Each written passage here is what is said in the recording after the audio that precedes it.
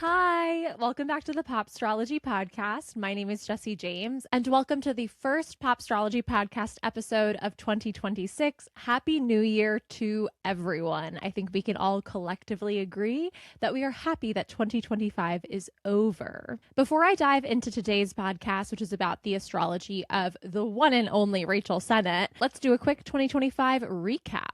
2025 for me was the year of girl whatever. It was a year that was extremely formative in my character development of a woman who no longer cares what other people think about her. And that is extremely important for where we're going from here, because caring too much what people thought of me has historically been my downfall. I'm sure my fellow autistic girlies can relate, but like feeling like I was an outsider and misunderstood and being misunderstood my whole entire life led me to a period called my 20s, where I was trying to conform to societal standards because I was like, well, if people don't like me for who I am, maybe I should try to be the person that they do like.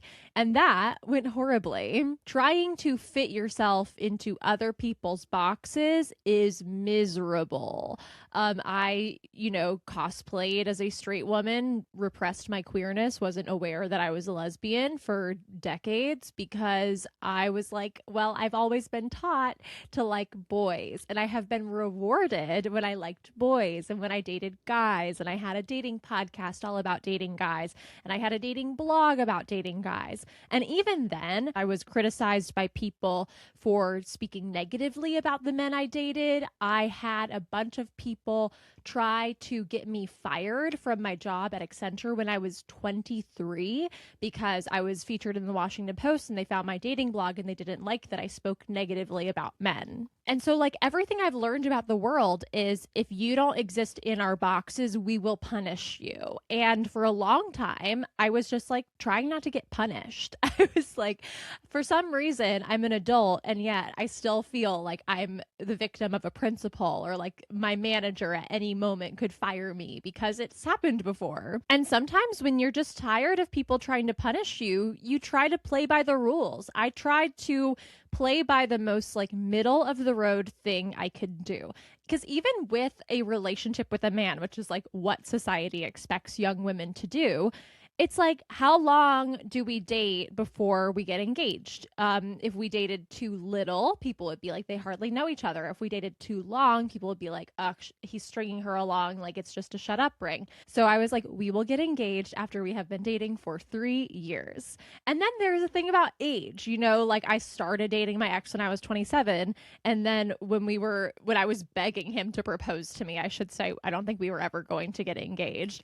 I was 30. And I was like, I'm really coming up on the age where people are going to start criticizing me for getting engaged too late in my life. And I wanted to do everything perfectly middle of the road so that no one could get mad, right?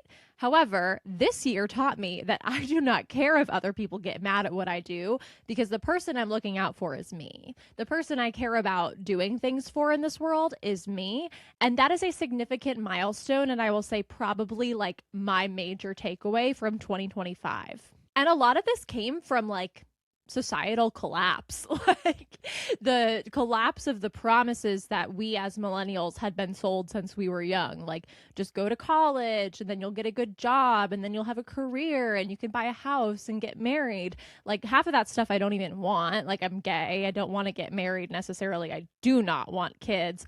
Having a house, like, I'm really restless. I don't think that like buying a house is the way for me to go, at least at this point in my life.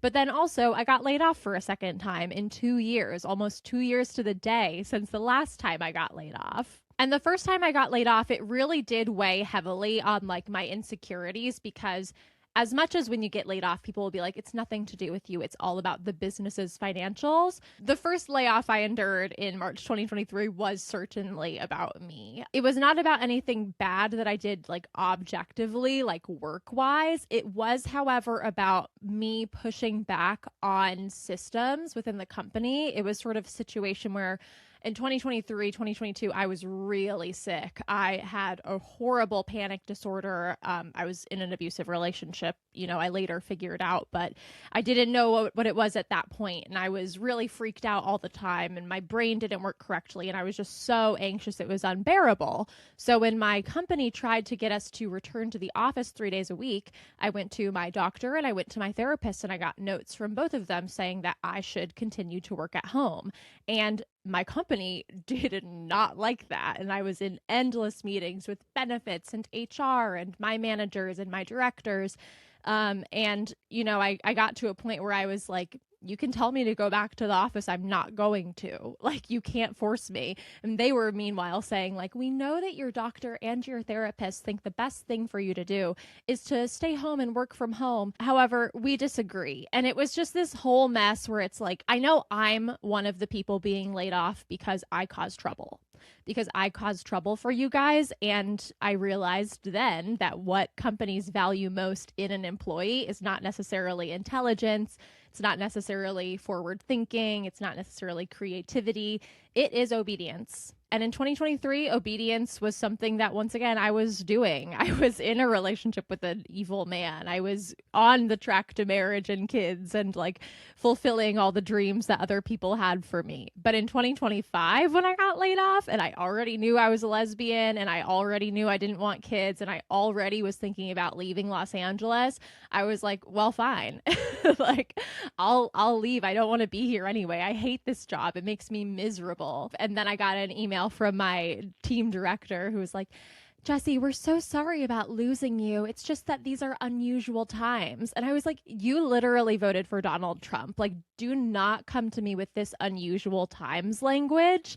You are the problem. Like, this is the reason that the economy is in free fall. So goodbye. I did not respond to his email. And I was like, you know what? Who cares? I'm tired of constantly having someone above me that I'm just like in the shadow of, that I'm constantly worried about. Like, anytime my manager messages me, she might be saying, you did something wrong or you're getting laid off, until the day that literally happened. I decided that if I was going to finally heal my people-pleasing behavior once and for all, I needed to remove that structure. I needed to remove myself actually from that structure of authority, of hierarchy, of having someone above me who I needed to report to.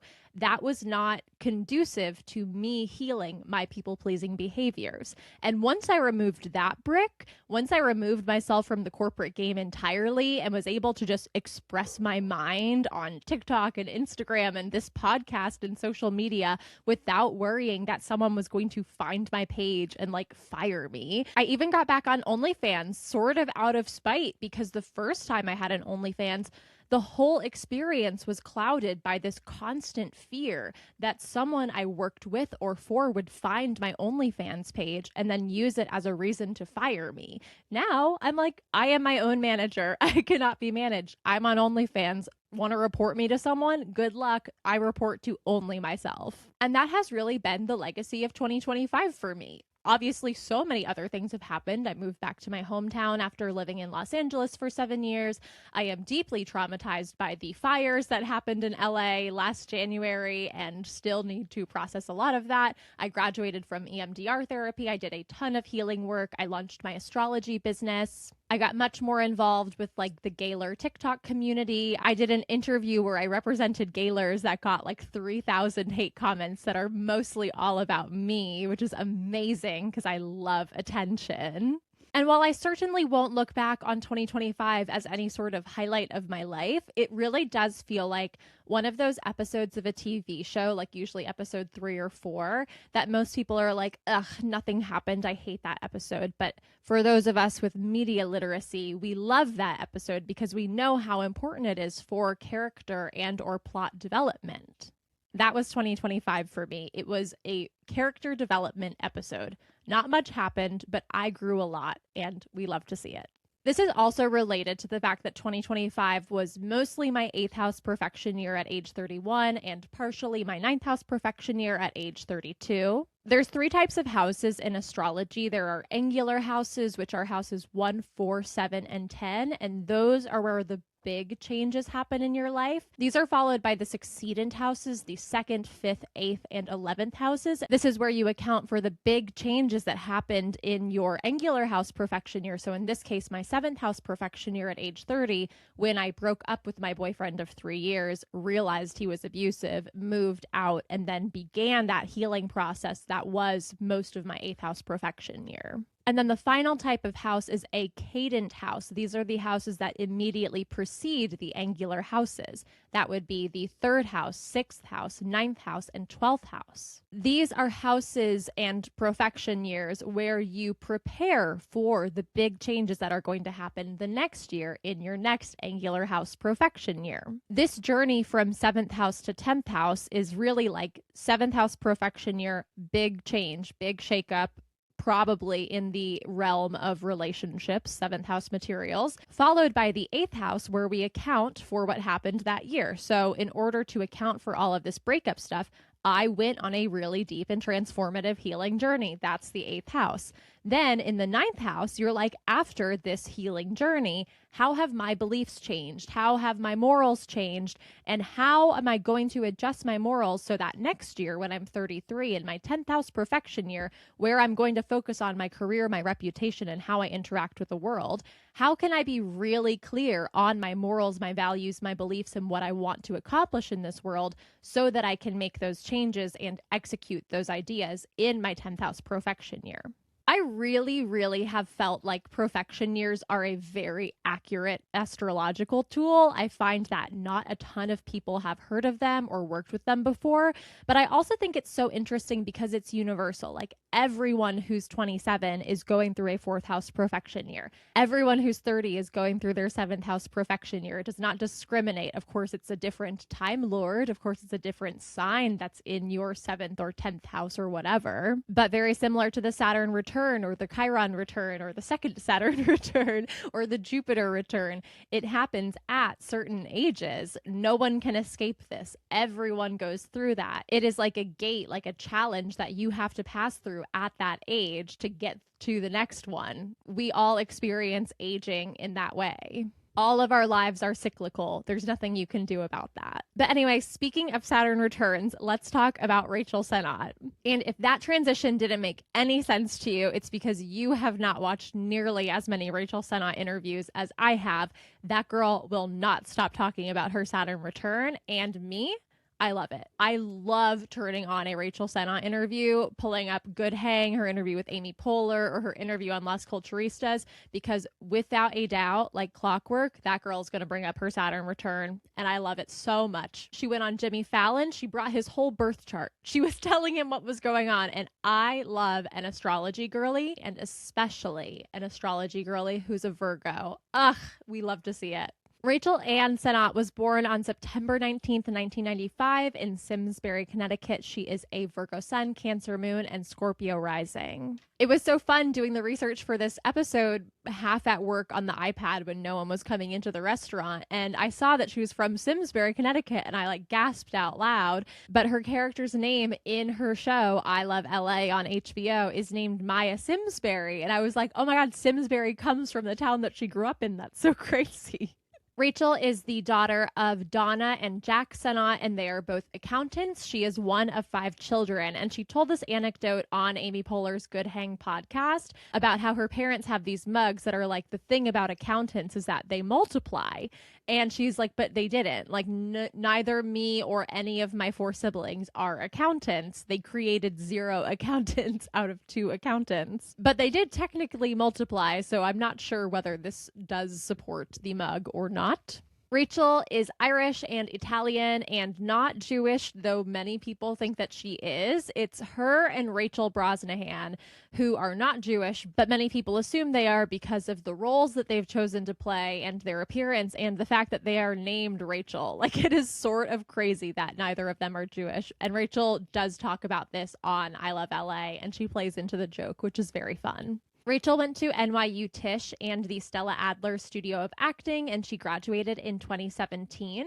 She got into comedy when she attended an open mic night on a date, which is a very funny story involving like the first time she gets fingered. On Amy Poehler's Good Hang podcast, she always calls up a friend of the person she's interviewing beforehand and gets a couple of questions to ask them. And so Amy called Molly Gordon, who Rachel has worked with a lot on like Bottoms, and she asked, what should we ask Rachel? And Molly was like, make her tell you about the first time she got fingered. And then Rachel, of her own volition on this podcast, just goes on a tangent about the first time she got fingered, which is related to this open mic story. And everyone was laughing hysterically. And then at the end, Amy's like, and Molly told us to ask you about that. And Rachel's like, and I just told it by myself. She's so funny. I don't even know if that was like a good retelling of the story or not, but all I'm really saying is that you should go watch her interview on Good Hang with Amy Poehler. It's a Virgo palooza, and what could I possibly love more? Rachel's breakout role came in 2017 when she was the lead character Danielle in the short film version of Emma Seligman's Shiva Baby, and then she reprised that role in the feature film Shiva Baby in 2020. In 2018, she felt a little bit out of control of her career, and so she turned to Twitter comedy, which is also when I got into like Twitter comedy. And so it's so amazing to see Rachel like ascend through the ranks, because I really knew her from like day one on Twitter. Twitter is obviously where her viral video, "Come on, it's LA. You don't have an eating disorder? Get one, bitch. Everybody does drugs." I cannot tell you how many times I quoted that during my 7-year stint in Los Angeles and how I'm still quoting it now. Just a perpetually iconic video that obviously led directly to her HBO show, I Love LA. Rachel did an interview with Nylon Mag in 2020 where she said that she didn't like the Manhattan open mic scene because she felt like it was a lot of people laughing at her rather than laughing with her. And that's what got her to pivot to sort of like the alt comedy scene, where she made really great waves and did amazing things. In 2018, she developed 2 shows called Puke Fest and You're Gonna Sleep Really Well Tonight. In 2019, she was named one of the 6 best alt scene comedians, and she was known for her messy voice and her satirical takes on aspects of millennial life and culture, especially dating. She appeared on the shows High Maintenance and Call Your Mother, and then she and Ayo Edebiri co-developed 2 series for Comedy Central, Ayo and Rachel Are Single and Taking the Stage. In 2020, as I mentioned, she starred as Danielle in Emma Seligman's feature film Shiva Baby after playing the same role in the short film version in 2017, and this was widely acclaimed as a star-making breakout performance. Alex DeVore from the Santa Fe Reporter said after her performance in the film, she should probably just be allowed to do whatever she wants. She's a natural. In 2020, she played Alice in the movie Bodies, Bodies, Bodies, in which she got to date Lee Pace, like yes, I'm a lesbian, but my dream. And may his character rest in peace. And then in 2023, she teamed back up with Emma Seligman for the movie Bottoms, which also stars Ayo Edebiri, who she's obviously worked with before, Nicholas Galtazine, Kaya Gerber, and others. Also in 2023, she had a starring role in the HBO series The Idol, starring Lily Rose Depp and The Weeknd. And I'd never watched the show because it got such bad reviews, but apparently Rachel's performance was one of the only highlights of the series. In 2024, she appeared in the music video for Charli XCX's song Off Brat 360. And then on November 2nd, 2025, her 30-minute original series that she created for HBO called I Love LA premiered, and then it had the season finale in December. Personally, I love to talk about I Love LA because it is such a controversial topic. It has turned sort of into like millennials versus Gen Z stan wars, with people considering Rachel Gen Z, even though she is a millennial, as someone born in 1995. And also, I, as a millennial as well, really strongly relate to the show. So I'm not sure why it has been so divisive. But I also think that Rachel is someone whose work is thought-provoking. It's conversation-provoking, and not necessarily because it's like super overtly deep or like art house or anything, but sort of because she just says things in a deadpan way, and then people either agree with them or get really, really mad about how she could say something like that with so casually. And yeah, I definitely relate to that in her work because I have experienced the same sort of hate coming from mostly men and male-centered women my whole time being on the internet, over a decade at this point. The part of this conversation that has also been so interesting to me is that, so in the show, spoilers, Maya, Rachel's character, and Dylan, Josh Hutcherson's character, are in a relationship, and their relationship sort of falls apart over the course of the show. And in the final episode, both Maya and Dylan cheat on each other to different results, different experiences of cheating there. And the conversation on Reddit was so anti-Maya and pro-Dylan, which was so strange. I was like, neither of their actions are justified. They were both bad partners. They both cheated on each other, not knowing that the other person had cheated on them. Like, they made those decisions themselves, but people were like, no, Maya's such a bad girlfriend. It totally makes sense. Dylan's definitely allowed to cheat on her with someone who's better. And I'm just like, what are you talking about? Like, no, cheating is bad and wrong regardless of how poorly your partner treats you. And also people were claiming that like Maya was an abusive girlfriend, and we never saw that. She was a bad girlfriend, but bad doesn't mean abusive. It's just very interesting to see the way that society, babies men, requires truly the bare minimum from them and makes excuses for their poor actions regardless of what happens, versus with women it's just like, oh, she's the worst, oh, she's terrible. No nuance to this conversation about how Maya is suddenly thrust into a higher level at work, and she's very ambitious and she wants to advance her career, especially because her boyfriend Dylan is a teacher and doesn't make that much money, and so she, trying to be a good breadwinner in Los Angeles, a expensive city to live in, is taking these opportunities that seem very now or never. And in doing so, her relationship with her boyfriend is falling to the back burner. And that sucks. And that's not a good thing to do.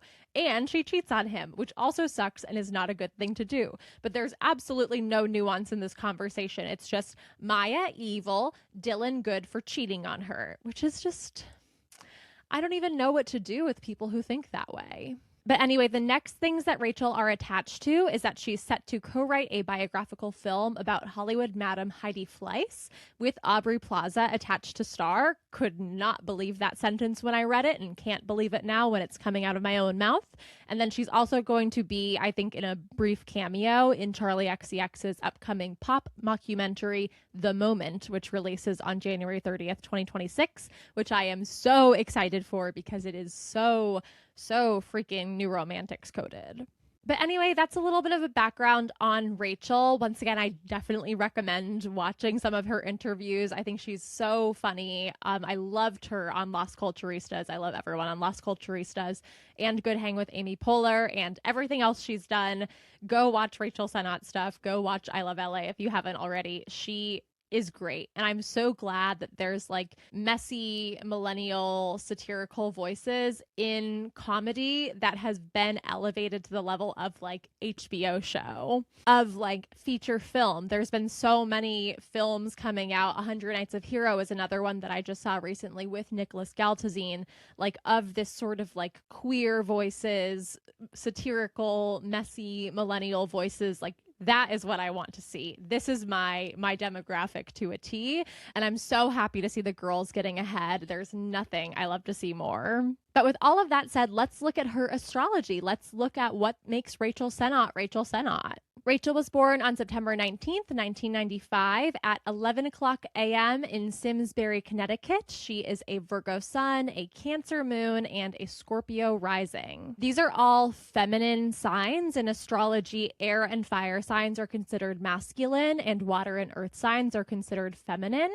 Virgo is an earth sign. Cancer and Scorpio are both water signs. They basically just do like Cancer, skip Leo, Virgo, skip Libra, Scorpio for her big three. And she also has one of each modality in her big three. She has a Virgo sun, which is mutable, a Cancer moon, which is cardinal, and a Scorpio rising, which is fixed. So she has a good blend of all of these different energies. And when I look at her birth chart, one of the first things I notice is this sort of like pile up in her 12th and first house, Libra being her 12th house and Scorpio being her first house.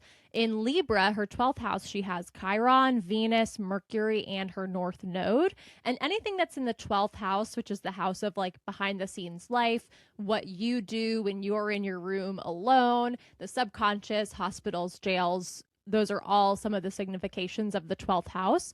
These are things that you can't easily access. So a 12th house Mercury, for example, could mean that she has had trouble communicating her thoughts over the years. I think that comes through a lot in that, like, I felt like people in the Manhattan open mic scene were laughing at me, not laughing with me, which leads you to need to figure out other ways to communicate and express yourself to get your point across. And I find often that constraint like that breeds creativity. Because if you, for example, are just sitting in your room all day, you have nothing to do and you just want to write, but you don't know what you want to write, you don't know how you want to write, you don't know if you're going to write by hand or on your laptop. You're just sort of like floating. It's like, I don't even know where to begin. There's too many options. But if you set a time limit for yourself, if you say, I'm going to give myself 2 hours to write and I cannot use the word her, or I cannot use the word and, you're going to have to get creative and you're going to push your mind and you're going to create something that might even be like quite out of the box because you're not using one of the most frequently used words that there are. I find this applicable on TikTok because there are certain things that I simply cannot say. If I use the words sex, for example, or kill, like it is going to get my video shadow banned or even outright banned and removed and have a strike on my account. So I find ways around saying those things. When I talk about the song Would by Taylor Swift, I'm like, yeah, everyone thinks it's about Travis Kelce's little guy because I can't say dick, and people love it. It's very funny. It makes creating even more fun. So adding that little constraint of Mercury in the 12th house where he's like, I don't really know what to do, I think has helped her push her content out of the box and find different ways to get her point across. And then she has this first house Scorpio stellium where she has her rising, her Mars, and her Pluto in the sign of Scorpio. And again, Rachel Sennott having Pluto in Scorpio is a millennial, guys. She's not Gen Z. So Mars, which is her chart ruler, being the ruler of the sign of Scorpio in the first house means that she has a lot of this like Mars energy, this drive, aggression, ambition, really close to the surface. Like it really is about who she is. It's indicative of a strong drive for self-expression and independence, someone who meets their life head on and can become aggressive if their path is blocked, and someone who can make rash decisions. They just always have that Mars energy sitting right on the surface of who they are. It's also in like physical, tangible terms, someone who might deal a lot with like accidents, being accident prone, or having problems with inflammation in their body. That's that fiery, accident prone energy of Mars. And I introduced the concept of Sabian symbols in my last episode with Ariana Grande.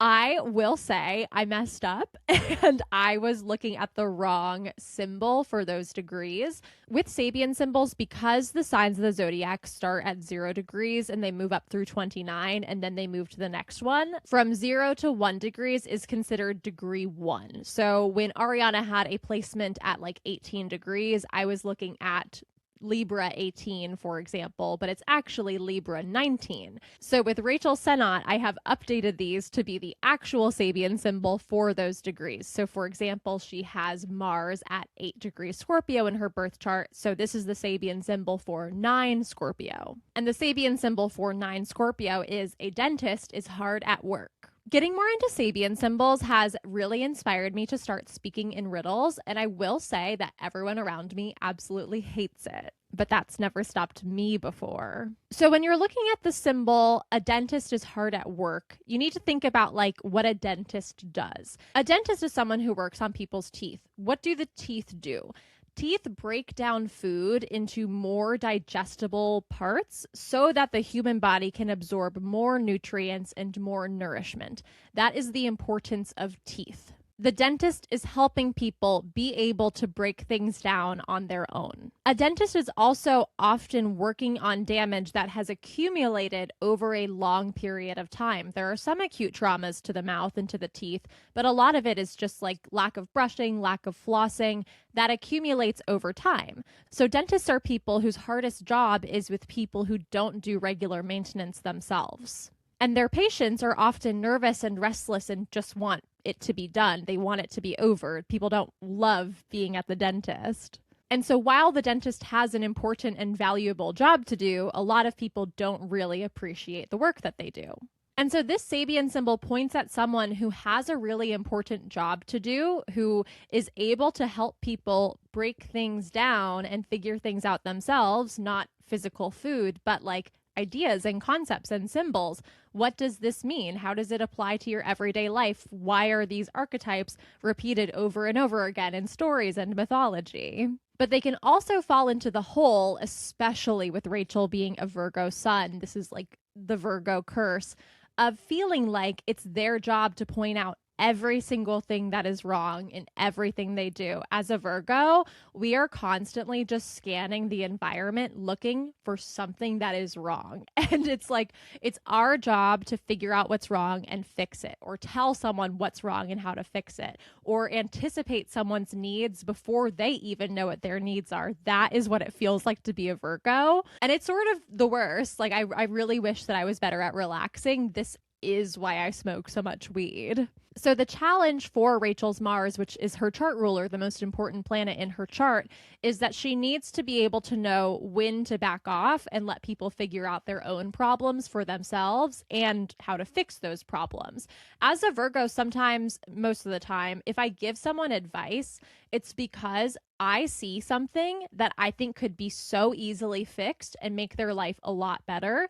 And that advice is usually very poorly received, partially because I'm a projector and I need to wait for someone to ask me for advice before they'll be willing to take it, but also partially because other people don't see problems the way that Virgos do. Like, other people are not constantly scanning their environment for things that could be wrong. Other people might not think that anything is wrong in this current moment. So by continually pointing out, like, your life could be better if you did this, they're like, but my life doesn't need to be better. I like my life as it is. Or I don't like my life as it is, but I don't want your help. I can do it myself. And Virgos can do this because when the sun transits through Virgo, it produces people who are very analytical. They have a keen mind and they pay attention to detail. And things that Virgos like to do, very similar to the other Mercury-ruled sign, Gemini, is puzzles. We like to look at puzzles. We like to look at problems. We like to look at data.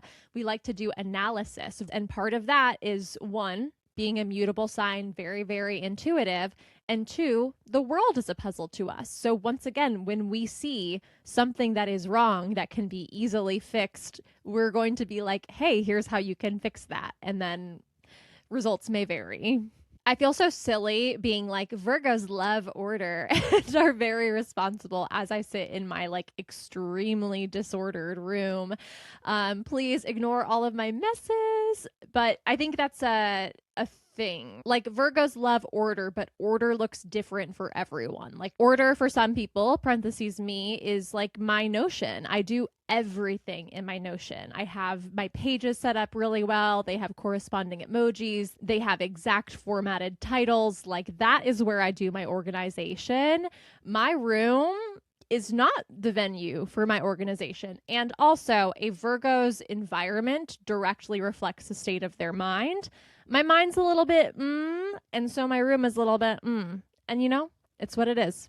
Rachel's Virgo sun is in her 11th house, and the 11th house is the house of like friend groups and community and also hopes and wishes. So an 11th house sun, and I also talked about this in my episode about Lord's astrology. Lord is a Capricorn rising with a Scorpio sun, so she has an 11th house Scorpio sun. People with 11th house suns are very sociable people who easily make friends with people from all different walks of life. They're people who feel most at home when they're among a group of like-minded people. And those groups of people and those friends and those alliances are super important to achieving their goals in life. Like, they will find great success through working with other people, through being in a group, through being in a community. Rachel herself has found her best luck when she has worked with other people, with Io Adebari, with Emma Seligman, with Molly Gordon. It's very clear that her friendships are very, very instrumental to her success, especially her more recent collaborations with like Charlie XCX. It's really all of these people lifting each other up, casting each other in their projects, and a rising tide lifting all boats. That's so 11th house sun.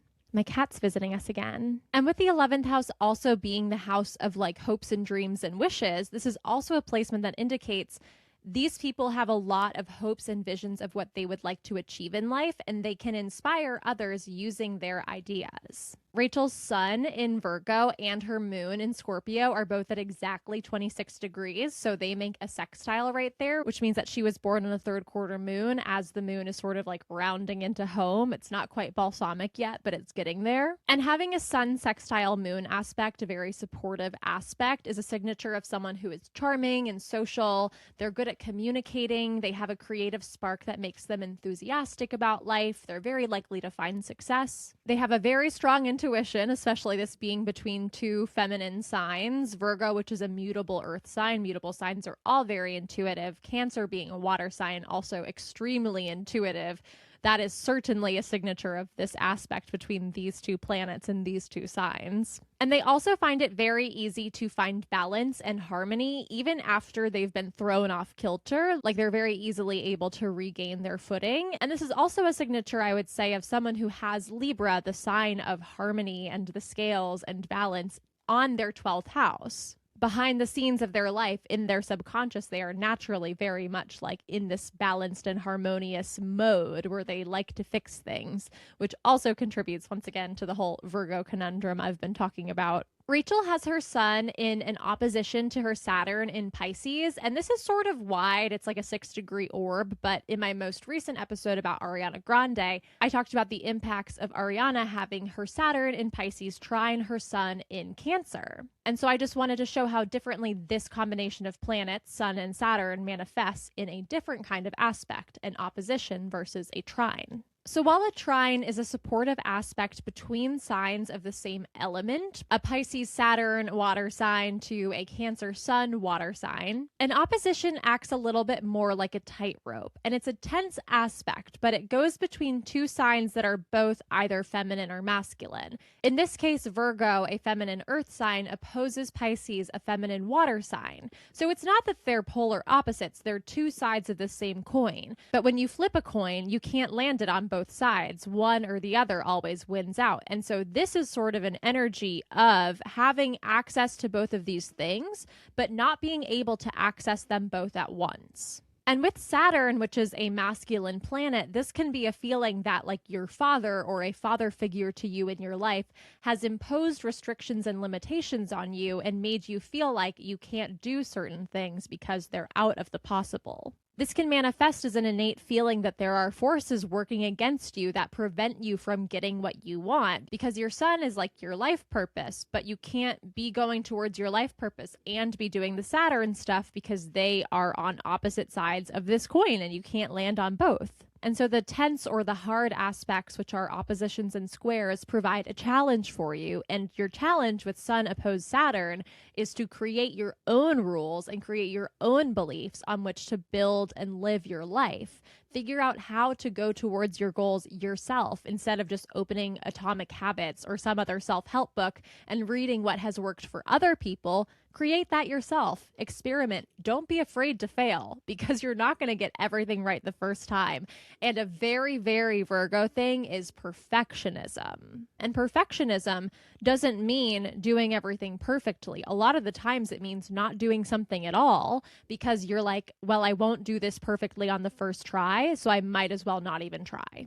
That's what perfectionism looks like in practice. It can really manifest as paralysis. But Rachel's sun does also make a supportive aspect. It makes a trine with her Capricorn Uranus at exactly 26 degrees. Uranus is the planet of sudden changes and shock and rebellion. But once again, this trine is a supportive aspect. So this rebellious nature manifests itself into her sun, her ego, her purpose in a way that is harmonious and generally accepted by others. Like she's someone who is allowed to be out of the box without people being like, you're so weird and strange and I hate you. She can be seen as different and be comfortable with that. It doesn't really harm her self-esteem that much that people perceive her as different because Uranus is really supportively baked into who she is as a person. Although I will caveat that by saying that this is not about someone who has never been hurt by the idea of being different or like being an outsider, but someone who is able to integrate that into their personality and not let it impact their self-esteem long term. This can describe a visionary, someone with an extremely acute intuition, someone who gets flashes of insight and vivid dreams that lead to creative breakthroughs and discoveries. And overall, this is just a signature of someone who is an open-minded, creative person who is very likely to be remembered for their individuality,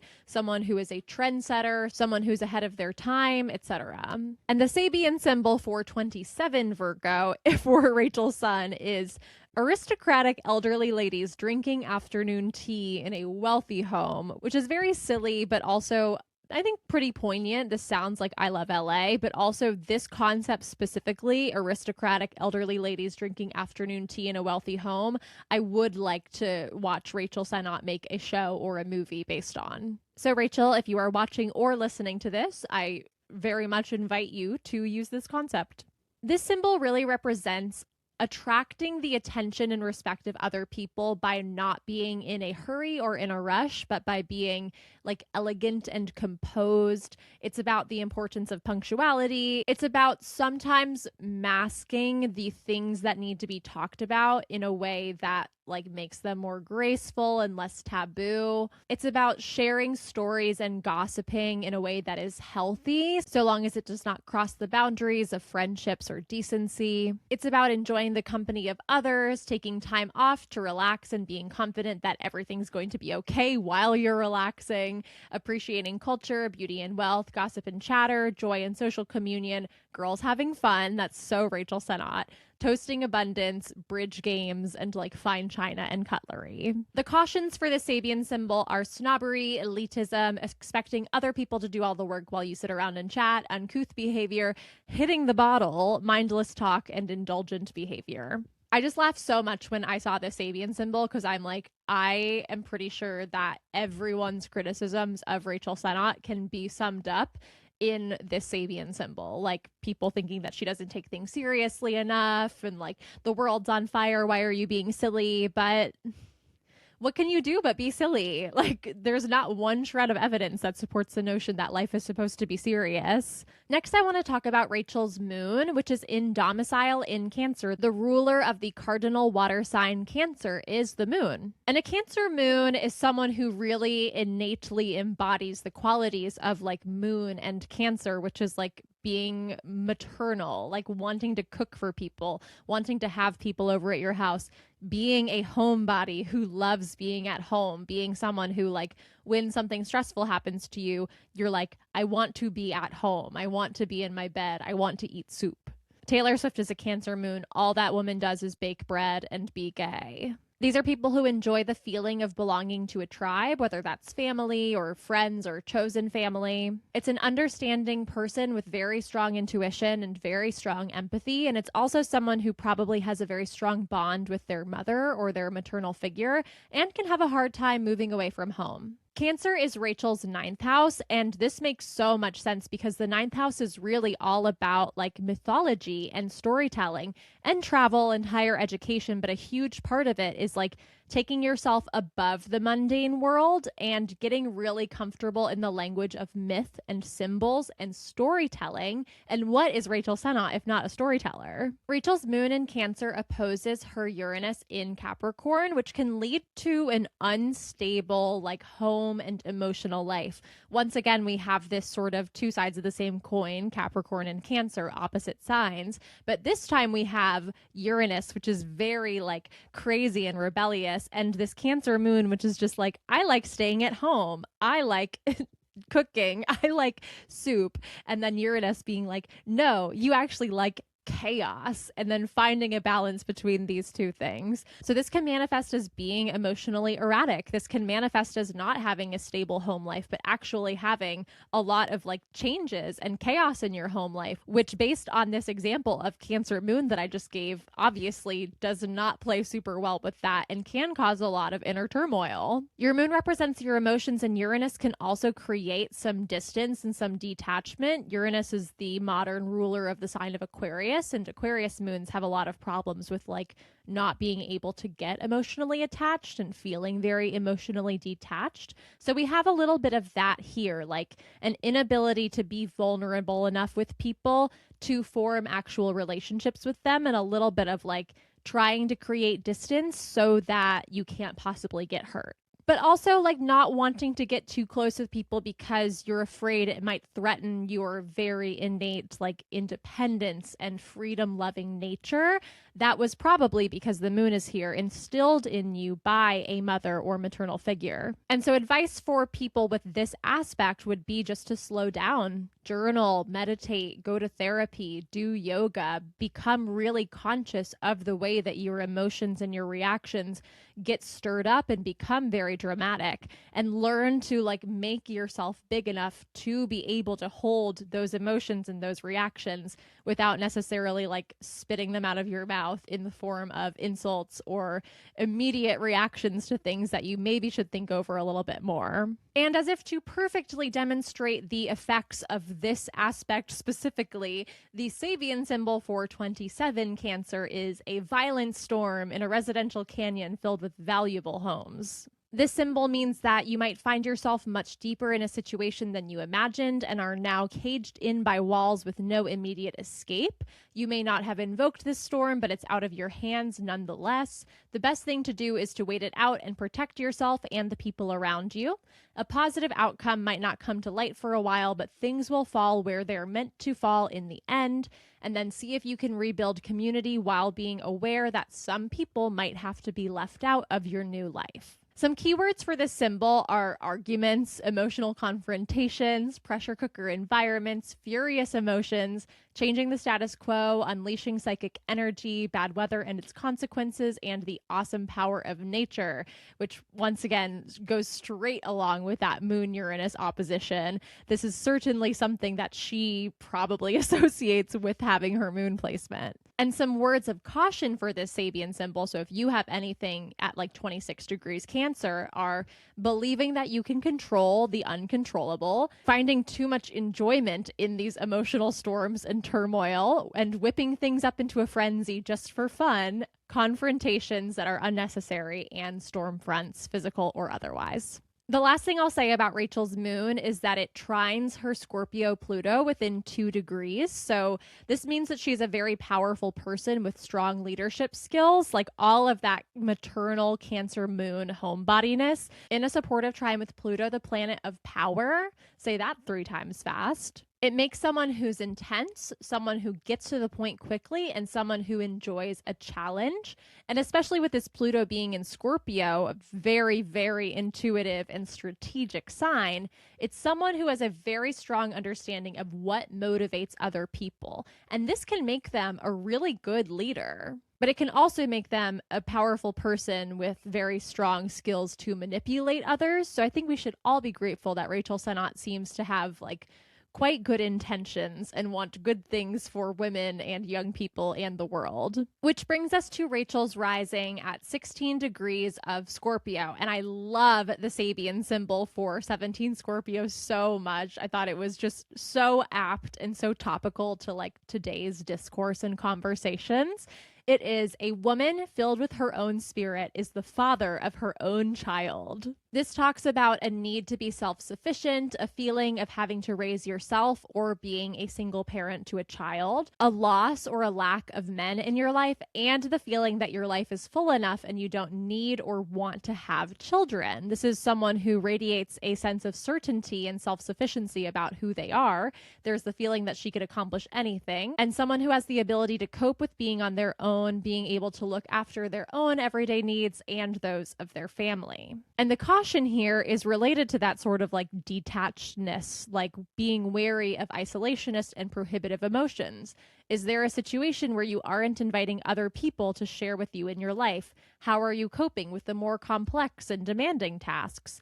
And a reminder that, like, yes, you might be very talented and very successful and sufficient on your own, but part of the beauty in life comes together with sharing your life and sharing responsibilities and duties with other people who have different skill sets and all of the diversity that that entails. Though I don't think that she has too much to worry about there, given her 11th house sun. Like, I think that she's very, very natural and innately comfortable in groups of people and working collaboratively with her friends. And something I read in my Sabian Oracle book about this specific symbol that made me like, pooh, and bold it and whatever is filling yourself up with your own spirit leads to wonderful possibilities. Creative projects can be birthed more fully when one has an infinite and total connection with what they want to produce. And that makes a lot of sense to me. I'm just looking at her chart again. I really think that was pretty much what I wanted to talk about. I think it's interesting that she has an empty 10th house. Her 10th house is Leo. The only thing she has in her 10th house of like public and reputation and career is her midheaven, the highest point in her chart.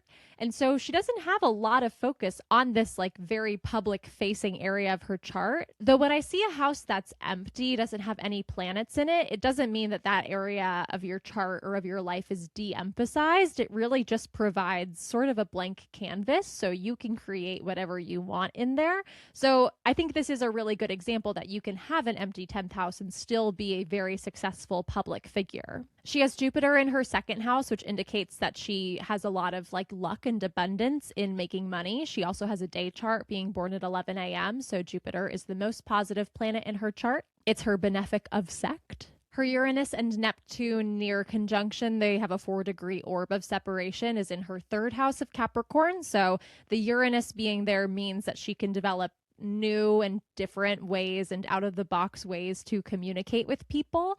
And the Neptune being there means that she can dream up new and out of the box ways to communicate with people, among other things. And then finally, she has that Saturn in her 5th house, which is sort of exactly what I was talking about, that constraints drive creativity. The 5th house is the house of creativity and children and sexuality. And having Saturn here, planet of boundaries and constraints, provides constraint, which is sort of like form. It provides a form in which you can now create in a way that you wouldn't have been able to otherwise because there were too many possibilities, if that makes sense. And of course, Rachel, back to the beginning, she always talks about her Saturn return. And I think it makes so much sense that it impacted her so greatly with her Saturn being in her 5th house. When I work with clients, I've found that your Saturn's house does not necessarily indicate what the Saturn return crisis is going to be about. It can.